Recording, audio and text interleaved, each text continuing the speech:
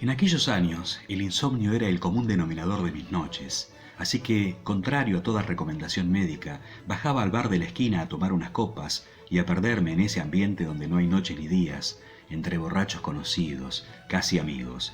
Quizás fuera la incapacidad de uno de ellos para contar su historia de principio a fin, o tal vez era yo, que con unas cuantas copas encima no era capaz de retenerla. La cuestión es que tardé muchas noches en escuchar el relato completo.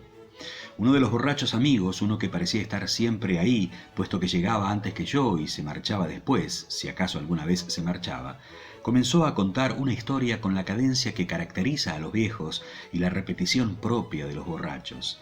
Empezó muchas veces, pero terminó solo una, y yo ya no sé si bajaba al bar por el insomnio o por la historia.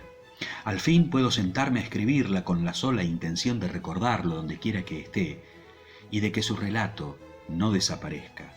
Comenzaba así: en un pueblo perdido de la provincia de Buenos Aires, de esos cruzados por vías de tren que trazaron los ingleses y ahora están en desuso, había una leyenda urbana. Era cosa de chicos, pero se pasaba de generación en generación con la intención de perpetuar el misterio y quizás para mitigar el aburrimiento propio del pueblo.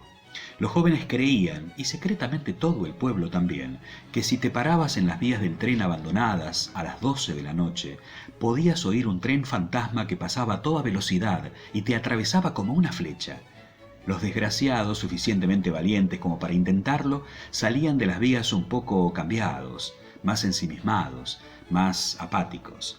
En realidad, dijo el borracho, solo se podía oír si te parabas en las vías un jueves a la noche. Solo los jueves pasaba el tren. Lo sé porque yo lo tomaba.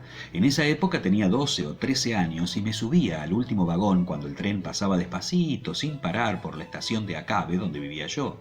Iba recorriendo los vagones, intentando robar cosas chicas: billeteras caídas, dinero de las carteras de señoras dormidas, objetos que me llamaran la atención y cuyos dueños estuvieran desatentos. Viajaba hasta las Misericordias y ahí me bajaba y volvía a dedo. El tren pasaba por Acabe a las 23:35 y llegaba a las Misericordias a las 0:15. Después seguía hasta Planicies y no sé a dónde terminaba. Y entonces los borrachos se embarcaban en discusiones sobre las antiguas líneas de tren y las cosas que habían hecho los ingleses. La conversación derivaba rápidamente en las invasiones inglesas de 1806 y pasábamos al Mundial de Fútbol y a las Malvinas con igual facilidad. El borracho que contaba la historia perdía el hilo y se iba al baño otra vez a las puteadas contra Maradona. La historia no siempre empezaba en el mismo punto. A veces aparecía cuando algún comentario disparaba el recuerdo de nuestro relator. Otras, alguien le preguntaba: ¿y qué pasó con aquel tren incendiado, Ramiro? Y solo los habituales, los que llevábamos noches y noches escuchando los fragmentos de la historia, sabíamos de qué hablaba. Algunos clientes nuevos paraban la oreja y otros se alejaban a las mesas del fondo para no tener que participar de la discusión que venía después indefectiblemente. El tren se prendió fuego en algún lugar después de pasar por Acabe. Un desperfecto de la máquina o qué sé yo. La cuestión es que tomó velocidad y, prendido fuego como estaba, recorrió 4 pueblos antes de descarrilarse y rodar por el pasto. La gente de las Misericordias todavía lo recuerda. Imagínense una flecha de fuego recorriendo el campo. Los gritos de la gente, la mezcla de sentimientos entre que se pare de una vez, pero al mismo tiempo que no pare en nuestro pueblo, en nuestros campos, que no prenda fuego todo, que no sea nuestro problema, que siga un poco más. Paró en Planicies, si mal no recuerdo, pero ya no quedaba ni fuego que apagar, era todo una masa negra, y como no había más plata para poner otro tren, no pasó más. Yo me fui a robar a la estación de colectivos y las vías quedaron abandonadas. Muchos años después empezó lo de ir a pararse en las vías a medianoche. Eran unos imbéciles que ni siquiera sabían qué día había que ir. Yo no sé si se escuchaba el tren o no, nunca me animé a ir, ni falta me hacía. Pero los desdichados que le pegaban al día y estaban ahí parados un jueves, algo escucharon. Algo que los cambiaba y ya no eran tan valientes, se quedaban callados y se volvían como zombis. Dejaban de ir al colegio y en unas pocas semanas dejaban de comer y de dormir. Los padres se desesperaron y reclamaron a la Municipalidad de las Misericordias que hiciera algo.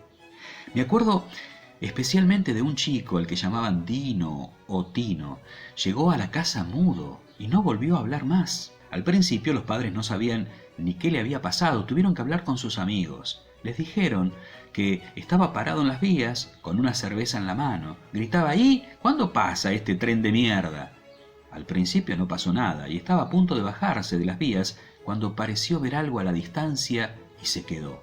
Se escuchó un ruido como de baldosas sueltas y Tino cayó al piso desmayado. La botella de cerveza se rompió contra las vías y los amigos lo llevaron a su casa. Al cabo de unas semanas hubo que internarlo en una institución y al final se murió. Ahí fue cuando el pueblo enloqueció y empezó a pedir todo tipo de medidas. Hasta se habló de sacar las vías, pero el ferrocarril estaba muy bien hecho y las vías llevaban más de 100 años ahí y era imposible arrancarlas del suelo. Así que se construyó una pared. Dos, en realidad. Se amuralló la vía por los dos lados con paredes de ladrillo de 2 metros de altura, con vidrios clavados arriba, como para que no pasara nadie. Unos estúpidos más lo hicieron algunas otras noches borrachos, pero de a poco se perdió interés y todos se olvidaron del tren fantasma y de Tino. Esa noche la historia terminó con un tono triste y no hubo discusión. Pasaron muchas noches más hasta que volvimos a escuchar el relato. Ramiro, a ver si terminás de una vez la historia. La culpa la tienen ustedes, que siempre me interrumpen. En medio de las carcajadas de los borrachos habituales, Ramiro continuó. El dueño del bar, un hombre que había sabido mantener suficientemente a raya su amor por la bebida como para ser dueño del bar a sus 75 años y estar ahí sirviéndonos, nos daba la espalda y miraba un partido de fútbol viejo en la televisión. Yo también me olvidé del tren fantasma y seguí con mi vida.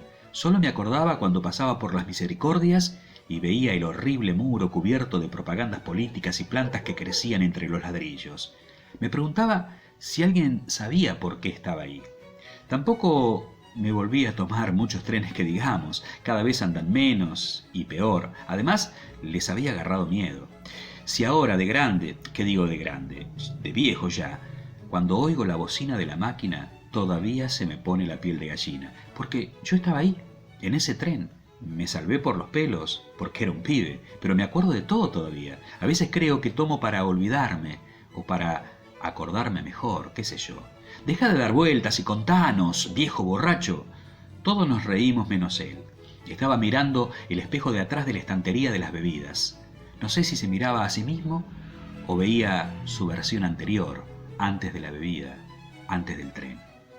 Ahora les interesa, manga de atorrantes. Les voy a contar, sí. Me subí al tren en Acabe, como siempre, al último vagón. Me paraba en los escalones y me colgaba del pasamanos unos minutos hasta que el tren tomaba velocidad. Las puertas siempre estaban abiertas.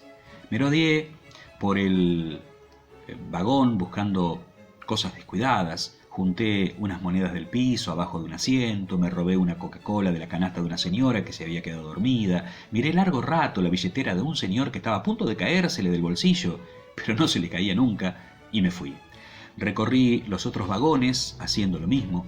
Tenía el tiempo calculado como para que cuando llegara a los primeros vagones, el tren ya estuviera llegando a las Misericordias. Pero al segundo o tercer vagón vi que los guardas venían rápidamente hacia mí. Me asusté y retrocedí. Ya me habían agarrado otras veces y lo que más miedo me daba no era pasar la noche en la comisaría de las Misericordias. Era la paliza que me pegaba mi padre a la mañana siguiente cuando llegaba a casa. Así que por nada del mundo iba a dejar que me atrapen. Corrí al vagón anterior y me encerré en el baño. Me senté en el inodoro y trabé la puerta con las piernas, esperando el empujón de los guardas al abrir. Pero nunca llegó. Según lo que pude escuchar, me pareció que pasaron de largo. Y me quedé ahí, esperando que llegáramos a las Misericordias para escaparme por la ventana cuando paráramos en la estación. Según mis cálculos, el tren iba a empezar a bajar la velocidad en cualquier momento. Cuando no lo hizo, sospeché que algo iba mal, pero no me animé a abrir la puerta por miedo a los guardas. Esperé un rato más y vi pasar las Misericordias por la ventanilla del baño a toda velocidad, casi al mismo tiempo en que empecé a oler el humo. Para cuando me decidí a abrir la puerta del baño, ya era demasiado tarde.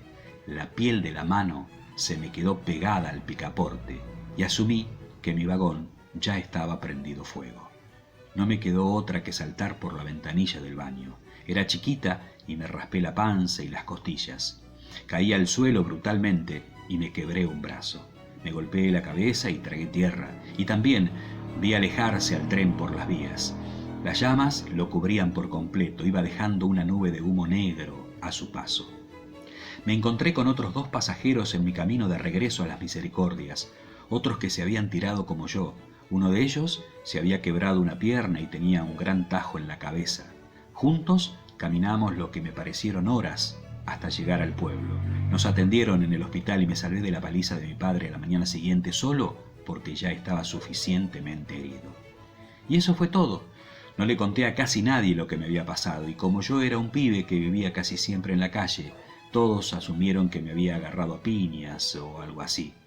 Seguí con mi vida y me olvidé del asunto hasta hace 2 o 3 meses que leí en una noticia que van a quitar el muro porque el tren vuelve a funcionar.